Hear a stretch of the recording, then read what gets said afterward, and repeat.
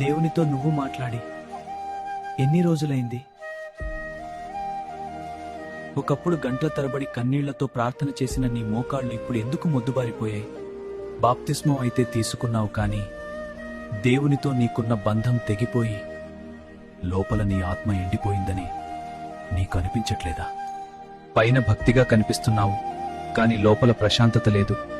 ఎందుకంటే నువ్వు ప్రార్థన మానేశావు. ప్రార్థన లేని జీవితం నీరు లేని చెట్టు లాంటిది. శోధన వచ్చినప్పుడు నిలబడలేక పాపంలో పడిపోతున్నావంటే కారణం నువ్వు మోకాళ్ల మీద గెలవడం మానేశావు. నీ హృదయం ఒక ఎడారిలా మారిపోయింది. లూకా ఏం చెబుతుందంటే, మనుష్యులు విసుకక నిత్యము ప్రార్థన చేయుచుండవలెను. నువ్వు విసిగిపోయావా? లోకపు పనుల్లో పడి తండ్రిని మర్చిపోయావా? ప్రార్థన లేకపోతే నువ్వు అపవాదికి సులభంగా దొరికిపోతా. నీ గదిలోకి వెళ్లి తలుపు వేసుకో.